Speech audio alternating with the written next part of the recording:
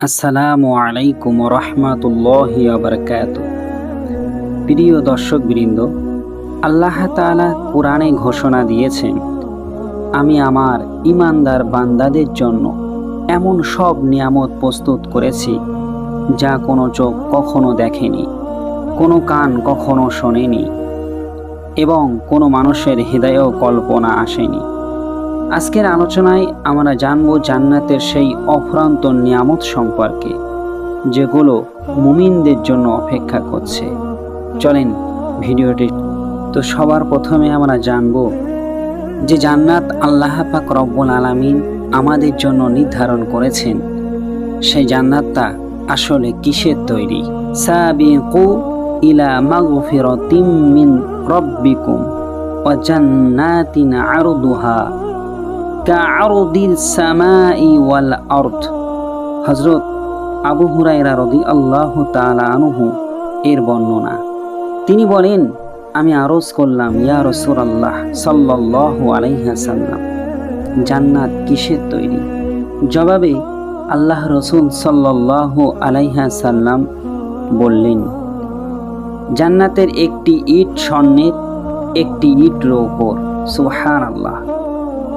আর এর মশলা হচ্ছে সুতীব্র সুগন্ধময় মেশক।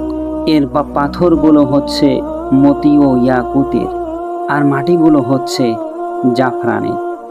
যে কেউ জান্নাতে প্রবেশ করবে চিরকাল সে নিয়ামত ভোগ করবে, কখনো সে কিছুর মুখাপেক্ষী হবে না, অনন্তকাল ধরে জীবিত থাকবে, মৃত্যু হবে না।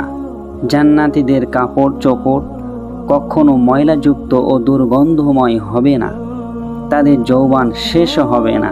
সুবহানাল্লাহ। জান্নাতের প্রশস্ততা। আল্লাহ রাব্বুল আলামিন সূরা হাদীদে ইরশাদ করেন, সাবিকু ইলা মাগফিরাতিম মির রাব্বিকুম ওয়া জান্নাতিন আরদুহা কাআরদিস সামাই ওয়াল আরদি উইদাত লিল্লাযিনা আমানু বিল্লাহি ওয়া রাসূলিহি। তোমরা অগ্রে ধাবিত হও তোমাদের পালনকর্তার ক্ষমা ও সেই জান্নাতের দিকে যা আকাশ ও পৃথিবীর মতো প্রশস্ত। এটা প্রস্তুত করা হয়েছে আল্লাহ ও তার রাসূলগণের প্রতি বিশ্বাস স্থাপনকারীদের জন্য। জান্নাত খুবই বিশাল এক ঠিকানা।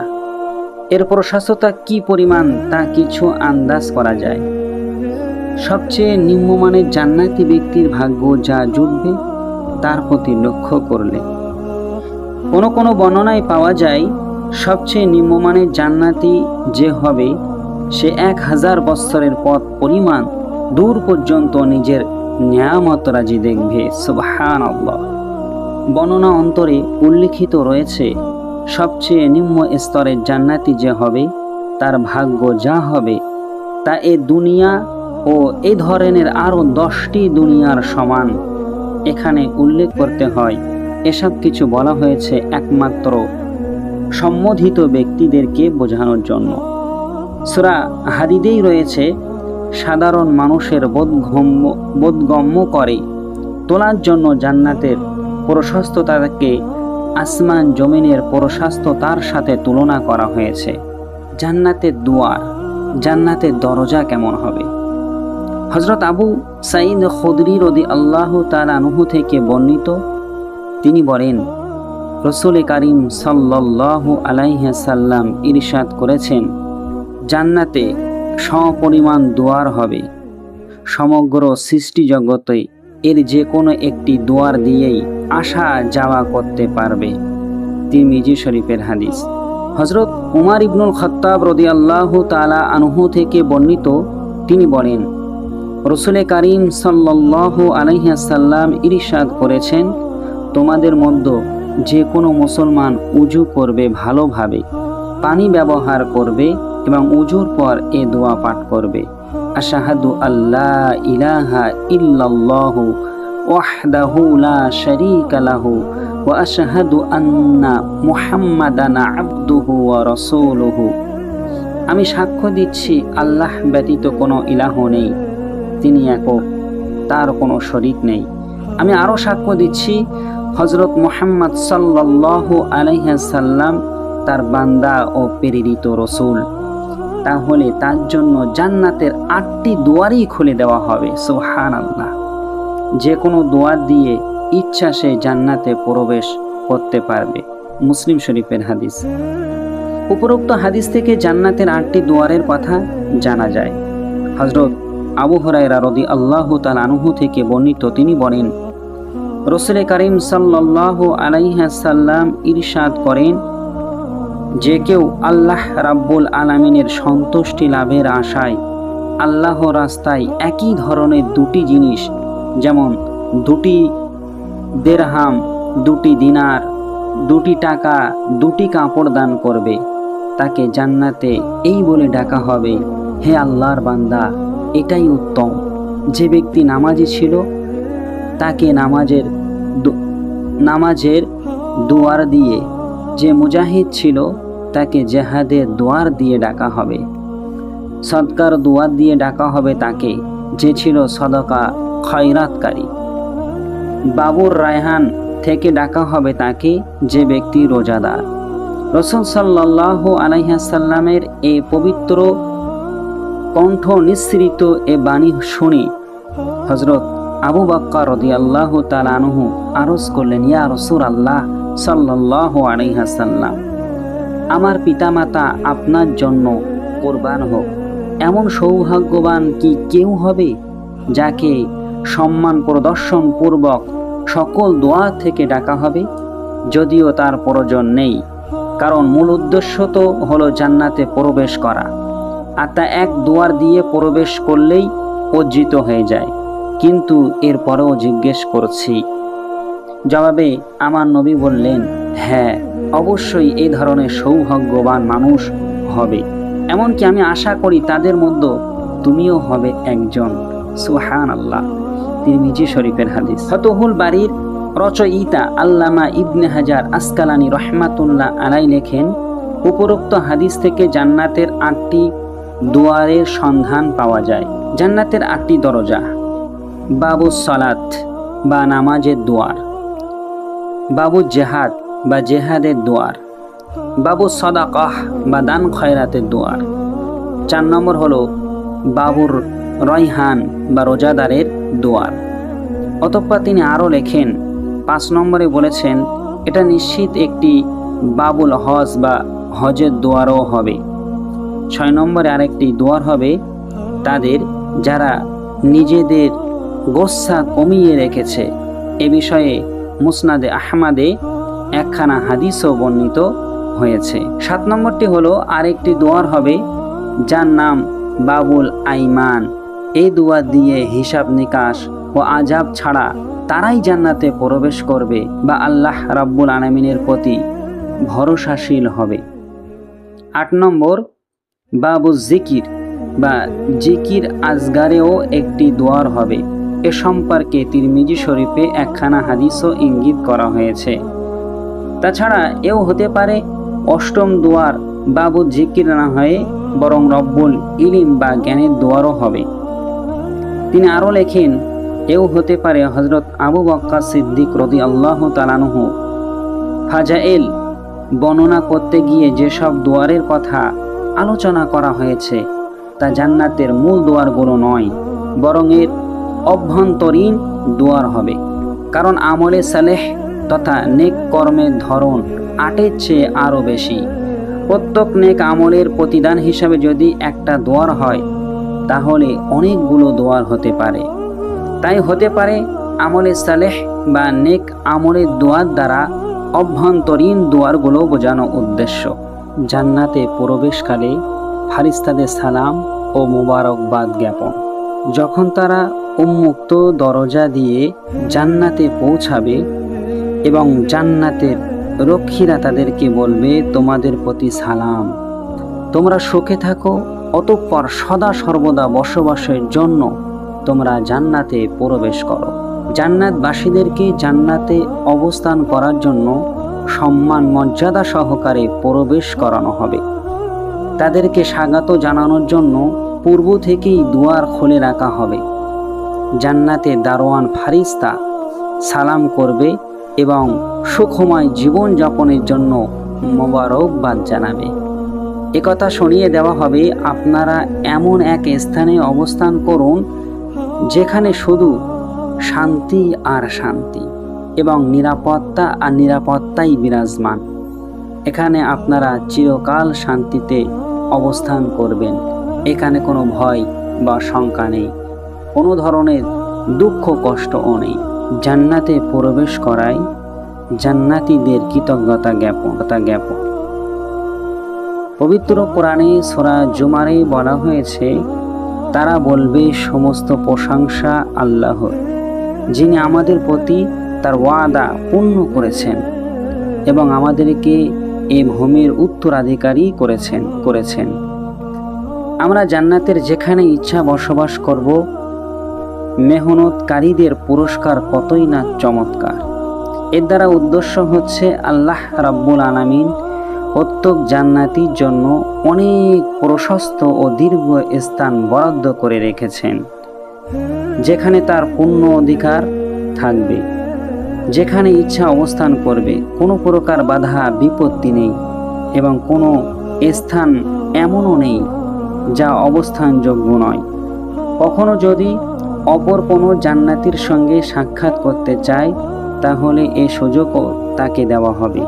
সূরা আরাফে ইরশাদ হয়েছে, তাদের অন্তরে যা কিছু দুঃখ ছিল আমি তা বের করে দেব। তারা বলবে, আল্লাহর শুকর, যিনি আমাদেরকে এ পর্যন্ত পৌঁছিয়েছেন। আমরা কখনো পথ পেতাম না যদি আল্লাহ আমাদেরকে পথ প্রদর্শন না করতেন। আমাদের পালনকর্তার রাসূল আমাদের কাছে সত্য কথা নিয়ে এসেছিলেন। আওয়াজ আসবে, এটি জান্নাত, তোমরা এর উত্তরাধিকারী হলে তোমাদের কর্মের প্রতিদানে। জান্নাতে প্রবেশের পর প্রথম নাস্তা। হযরত আবু সাঈদ রাদিয়াল্লাহু তাআলা আনহু থেকে বর্ণিত, তিনি বলেন, প্রিয়তম রাসূল সাল্লাল্লাহু আলাইহি ওয়াসাল্লাম ইরশাদ করেছেন, কিয়ামতের দিন সমগ্র ভূমণ্ডল একটি রুটিতে পরিণত হয়ে যাবে। এই রুটিকে জাব্বার, আল্লাহ পাকের একটি গুণবাচক নাম, নিজে কুদরতি হাতে নিয়ে উল্টাবেন পাল্টাবেন। যেমন তোমরা সফরে গেলে সাথে করে নেওয়া রুটি ওলট পালট করে থাকো, এভাবে ওলট পালট করে সমান ও নরম বানিয়ে আল্লাহ রব্বুল আলামিন এ ভূমণ্ডলকে জান্নাতবাসীদের প্রথম মেহমানদারি সাব্যস্ত করবেন। রাসূল সাল্লাল্লাহু আলাইহি ওয়াসাল্লাম একাদা একথা বলেছিলেন মাত্র, তখন এক ইহুদি রাসূল সাল্লাল্লাহু আলাইহি ওয়াসাল্লামের দরবারে এসে বলল, হে আবুল কাসেম। আবুল কাসেম আমাদের প্রিয় নবীর উপনাম। দয়াময় আল্লাহ আপনার উপর বরকত বর্ষণ করুন। আমাকে কি একথা বলে দেবে, কিয়ামতের দিন জান্নাতবাসীদের প্রথম মেহমানদারি কিসের দ্বারা হবে? জবাবে প্রিয় নবী সাল্লাল্লাহু আলাইহি সাল্লাম বললেন, হ্যাঁ। তখন সে এমনভাবে বর্ণনা করল যেমনভাবে প্রিয়তম রাসূল সাল্লাল্লাহু আলাইহি সাল্লাম বর্ণনা করেছিলেন, অর্থাৎ সমগ্র ভূমণ্ডল একটি রুটিতে পরিণত হয়ে যাবে আর জান্নাতবাসীগণ তা প্রথম নাস্তা হিসাবে খাবে। বর্ণনাকারী বলেন, এই ইহুদিরা কথা শুনে প্রিয়তম রাসূল সাল্লাল্লাহু আলাইহি সাল্লাম আমাদের দিকে তাকিয়ে এমনভাবে হাসলেন যাতে তার দাঁতের সারির শেষ অংশ প্রকাশ হয়ে পড়ে। তিনি হেসেছিলেন এই আনন্দে যে আল্লাহ রব্বুল আলামিন যে জ্ঞান পূর্ববর্তী নবীগণকে দিয়েছিলেন তা আমাকেও দান করেছেন, যার মধ্য থেকে কিছু বর্ণনা পরস্পরাই ইহুদিদের মধ্যেও প্রসিদ্ধ লাভ করে। তারপর ওই ইহুদি বলল, আপনাকে একথাও কি বলে দেব, জান্নাতের তরকারি কিসের হবে, যার দ্বারা প্রথম নাস্তার রুটিগুলো জান্নাতবাসীগণ খাবেন? জবাবে প্রিয় নবী সাল্লাল্লাহু আলাইহি সাল্লাম বললেন, বলো। সে বলল, তা হবে বলদের এবং মাছের। এগুলোর কলিজার বর্ধিত অংশ থেকে 70,000 সদস্য খাবে। খাওয়া দাওয়ার জন্য জান্নাতে নিয়ামত রাজি থাকবে।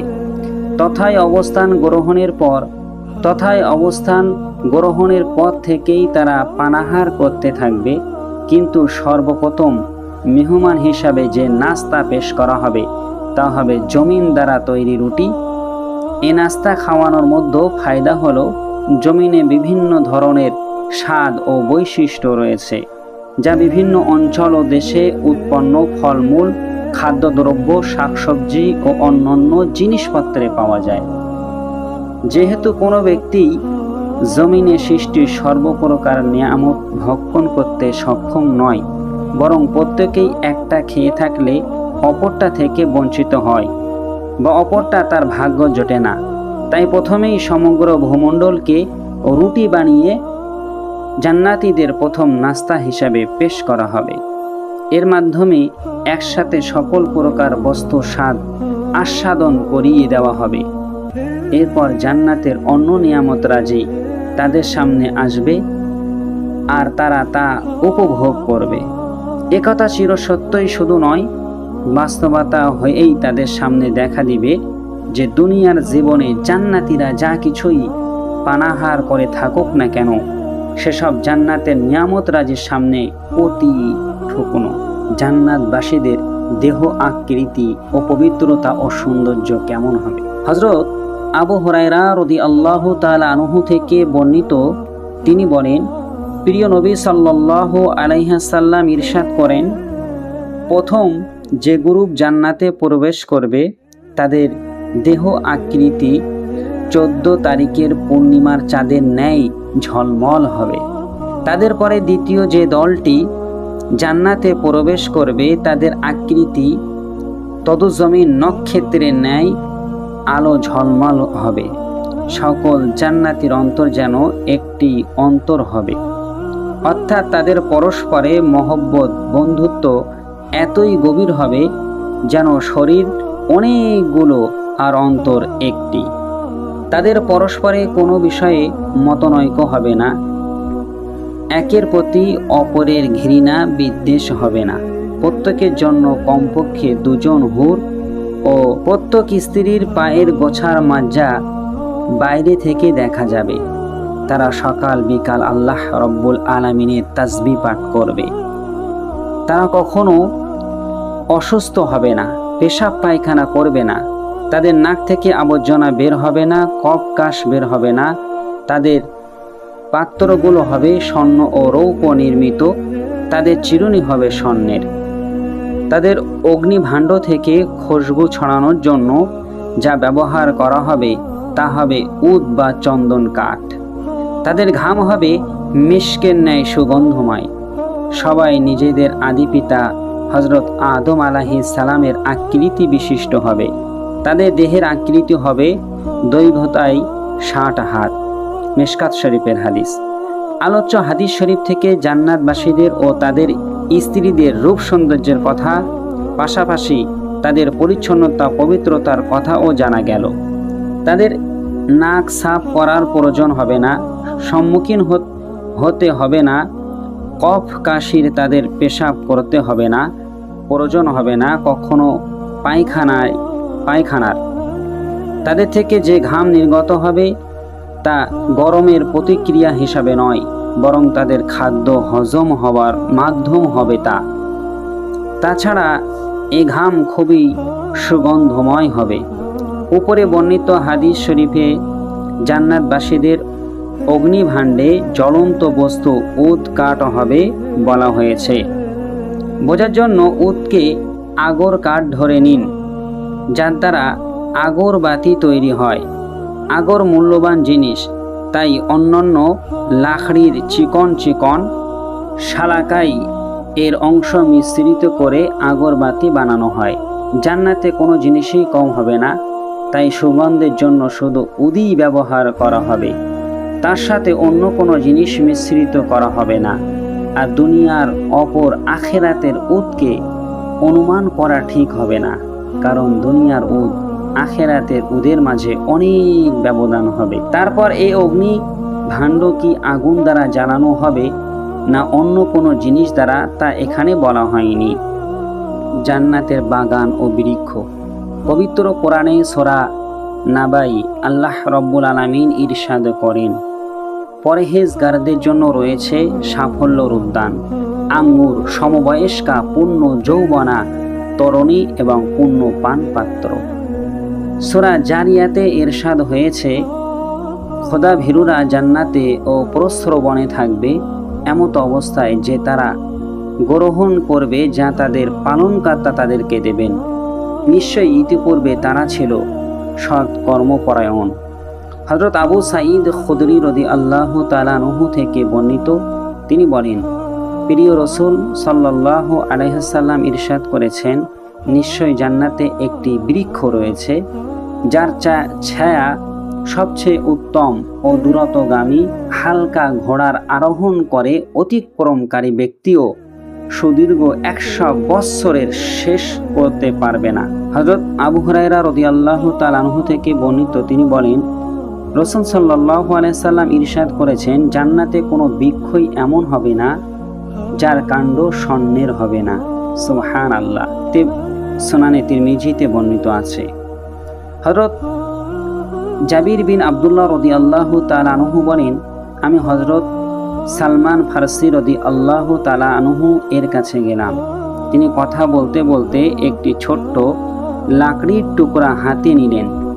লাকড়ির টুকরাটি তার আঙ্গুলের মাঝ থেকে ঠিক মতো দেখা যাচ্ছিল না। তিনি এই লাকড়ির টুকরাটি নিয়ে বললেন, হে জারির, যদি তুমি জান্নাতে এতটুকু লাকড়িও তালাশ করো, তাহলে খেজুর বৃক্ষ সহ অন্যান্য বৃক্ষ তখন কি হবে? সে বিষয়ে কোরআন ও হাদিস শরীফে আলোচনা করা হয়েছে। জবাবে তিনি বললেন, খেজুর বৃক্ষ সহ অন্যান্য বৃক্ষ তো হবেই, কিন্তু লাকড়ি হবে না।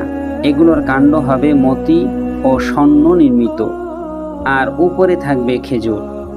সূরা আর-রহমানের 3য় রুকুর প্রথম অধ্যায়ে 2টি বাগানের কথা উল্লেখ করা হয়েছে, যা হবে আল্লাহ রব্বুল আলামিনের বিশেষ নৈকট্যপ্রাপ্ত ব্যক্তিদের জন্য।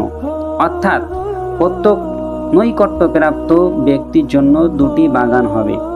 তারপর সূরা আর-রহমানের 3য় অধ্যায়ে ও 2টি বাগানের কথা উল্লেখ করা হয়েছে। এই 2টি বাগান হবে সর্বসাধারণ মুসলমানের জন্য। প্রত্যেকের ভাগ্যই বাগান হবে 2টি, কিন্তু বিশেষ নৈকট্য প্রাপ্তদের বাগানের চেয়ে তাদের বাগান হবে নিম্নমানের।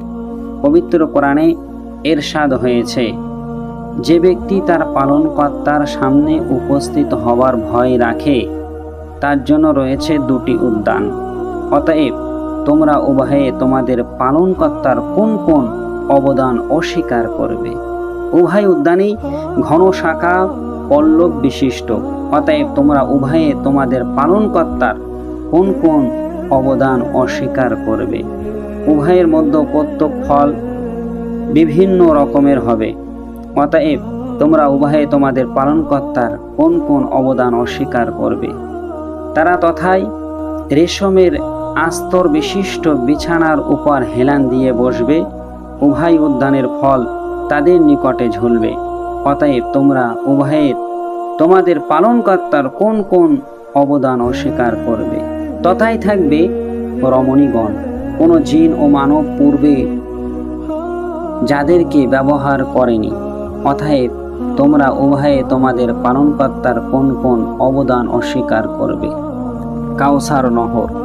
হযরত আনাস রাদিয়াল্লাহু তাআলা আনহু থেকে বর্ণিত, তিনি বলেন, প্রিয় রাসূল সাল্লাল্লাহু আলাইহি সাল্লাম ইরশাদ করেন, মেরাজের রাত্রে আমি জান্নাত অতিক্রম করছিলাম।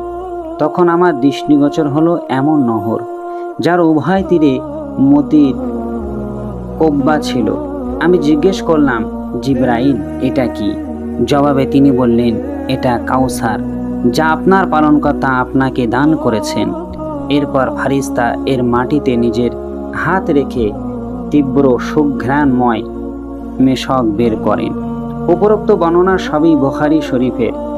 সুনানে তিরমিজিও অনুরূপ বর্ণনা এসেছে। হযরত আনাস রাদিয়াল্লাহু তাআলা আনহু থেকে এই রূপ বর্ণনাও এসেছে। প্রিয়তম রাসূল সাল্লাল্লাহু আলাইহি সাল্লামের কাছে জিজ্ঞাসা করা হয়েছিল, ইয়া রাসূলুল্লাহ, কাউসার কি? জবাবে তিনি বললেন, এটা একটা নহর যা আল্লাহ রাব্বুল আলামিন আমাকে দান করেছেন। এর পানি দুধের চেয়েও স্বচ্ছ সাদা এবং মধুর চেয়েও অধিক মিষ্ট। তিরমিজি শরীফ। জান্নাতের ঝরনা সমৃদ্ধ। পবিত্র কোরআনে সূরা মুরসালাতে ইরশাদ হয়েছে, নিশ্চয়ই খোদা ভীরুরা থাকবে ছায়ায় ও প্রস্রবণ সমৃদ্ধে এবং তাদের কাঙ্ক্ষিত ফলমূলের মধ্যে।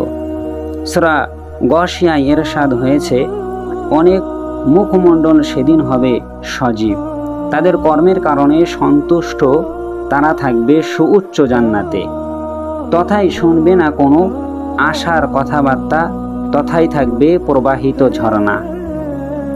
সূরা তুরে ইরশাদ হয়েছে, নিশ্চয়ই খোদাভীরুরা থাকবে জান্নাতে ও নেয়ামতে, তারা উপভোগ করবে যা তাদের পালনকর্তা তাদের দেবেন এবং তিনি জাহান্নামের আযাব থেকে তাদের রক্ষা করবেন। তাদেরকে বলা হবে, তোমরা যা করতে তার প্রতিফল স্বরূপ তৃপ্ত হয়ে পানাহার করো। হযরত জাবির রাদিয়াল্লাহু তাআলা আনহু থেকে বর্ণিত, প্রিয়তম রাসূল সাল্লাল্লাহু আলাইহি সাল্লাম ইরশাদ করেন, নিঃসন্দেহে জান্নাতবাসীগণ আহার করবে, তারা তথায় থুতু ফেলবে না, পেশাব পায়খানা করবে না, নাক পরিষ্কার করার প্রয়োজন হবে না। সাহাবায়ে কেরাম রাদিয়াল্লাহু আনহু আরজ করলেন, তাহলে খাদ্যগুলো কি হবে? অর্থাৎ পেশাব পায়খানা যদি না হয় তাহলে খাদ্যগুলো হজম হওয়ার পর কিভাবে বের হবে? জবাবে আল্লাহর নবী বললেন, ঢেকুর এবং মেশকের ন্যায় সুগন্ধময় ঘাম নির্গত হবে। ঢেকুর ও ঘাম নির্গত হওয়ার দ্বারা পেট খালি হয়ে যাবে। আল্লাহ রাব্বুল আলামিনের তাসবিহ ও তারিফ এমনভাবে অনিচ্ছায় চলতে থাকবে যেমন তোমরা স্বাভাবিকভাবে শ্বাস প্রশ্বাস গ্রহণ করে থাকো। জান্নাতবাসীদের পাত্র।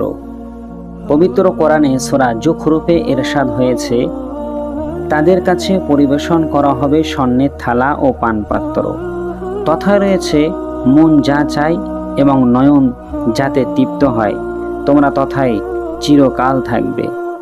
সূরা দাহারে ইরশাদ হয়েছে, তাদেরকে পরিবেশন করা হবে রূপার পাত্রে এবং স্ফটিকের মতো পান পাত্রে। রূপালী স্ফটিক পাত্রে পরিবেশনকারীরা তা পরিমাপ করে পূর্ণ করবে।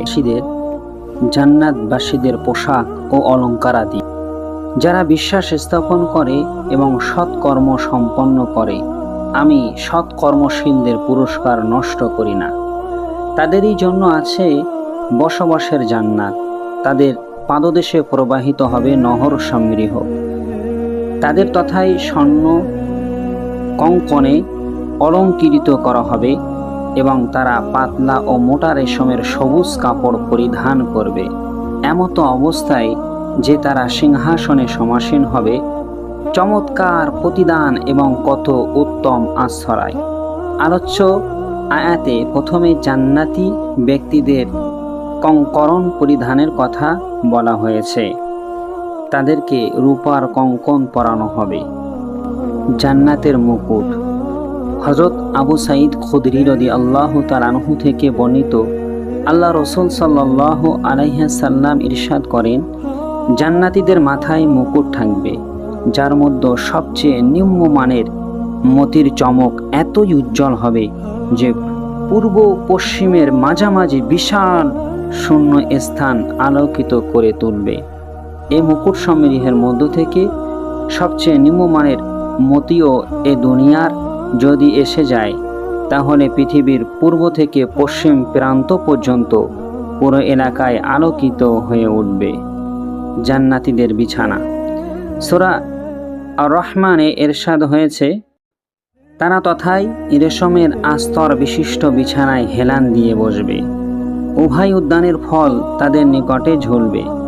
অতএব তোমরা উভয়ে তোমাদের পালনকর্তার কোন কোন অবদান অস্বীকার করবে। মোটা রেশমকে ইস্তাবারাক বলে। এ প্রসঙ্গে হযরত আব্দুল্লাহ ইবনে মাসউদ ইরশাদ করেন, উখবিরতুম বিল বাতাইনি ফাকাইফা বিজ্জাহাইরি। বিছানার নিম্ন অংশ কেমন হবে তোমাদেরকে এখানে সে সংবাদ দেওয়া হয়েছে, অর্থাৎ তা হবে ইস্তাবারাকের। সুতরাং এখানেই অনুমান করে নাও এর উপরে অংশ কত উন্নত হবে। জান্নাতি স্ত্রীদের রূপ সৌন্দর্য ও অন্যান্য অবস্থা। সূরা ওয়াকিয়ায় ইরশাদ হয়েছে, আমি জান্নাতি রমণীগণকে বিশেষ রূপে সৃষ্টি করেছি, অতঃপর তাদেরকে করেছি চিরকুমারী ও কামিনী, সমবয়স্কা ডান দিকের লোকদের জন্য। দুনিয়ার মুমিনা মহিলাগণ যে কোনো অবস্থায় আর যে কোনো বয়সেই মৃত্যুবরণ করুক না কেন, তাদেরকে জান্নাতে যুবতী কুমারী বানিয়ে দেওয়া হবে এবং ওখানকার রূপ সৌন্দর্য সজ্জিত করা হবে। হাদিস শরীফে এসেছে, একজন বুড়ো মহিলা রাসূল সাল্লাল্লাহু আলাইহি ওয়াসাল্লামের নিকট আরজ করলেন, ইয়া রাসূলুল্লাহ, আমার জন্য দোয়া চাই যেন আল্লাহ পাক আমাকে জান্নাতে দাখিল করেন। আল্লাহ রাসূল সাল্লাল্লাহু আলাইহি ওয়াসাল্লাম বললেন, হে অমুকের মা, জান্নাতে কোনো বুড়ো মানুষ দাখিল হবে না। রাসূল সাল্লাল্লাহু আলাইহি ওয়াসাল্লামের পবিত্র মুখনিসৃত এ বাণী শুনে বুড়ো মহিলা কাঁদতে লাগলো। প্রিয়তম রাসূল সাল্লাল্লাহু আলাইহি ওয়াসাল্লাম তখন উপস্থিত লোকদেরকে বললেন, তোমরা তাকে বলে দাও, আমার কথার উদ্দেশ্য এ নয় যে সে জান্নাতে প্রবেশ করবে না, বরং জান্নাতে প্রবেশকালে সে বুড়ো থাকবে না, কারণ তখন তাকে যুবতী বানানো হবে, যেমন আল্লাহ তাআলা ইরশাদ করেন, আমি জান্নাতি রমণীগণকে বিশেষ রূপে সৃষ্টি করেছি, অতঃপর তাদের করেছি চিরকুমারী। প্রিয় ভাই ও বোনেরা, দুনিয়ার সব সুখ স্বাচ্ছন্দ্য একদিন শেষ হয়ে যাবে, কিন্তু জান্নাতের নিয়ামত হবে চিরন্তন। তাই আসুন আমরা সবাই আল্লাহর সন্তুষ্টির পথে চলি, নবী করিম সাল্লাল্লাহু আলাইহি সাল্লামের সুন্নাহ মেনে জীবন গড়ি, যাতে আমরা জান্নাতের সেই অশেষ নিয়ামতের অংশীদার হতে পারি। আল্লাহ আমাদের সবাইকে জান্নাতুল ফেরদাউস দান করুক, আমিন।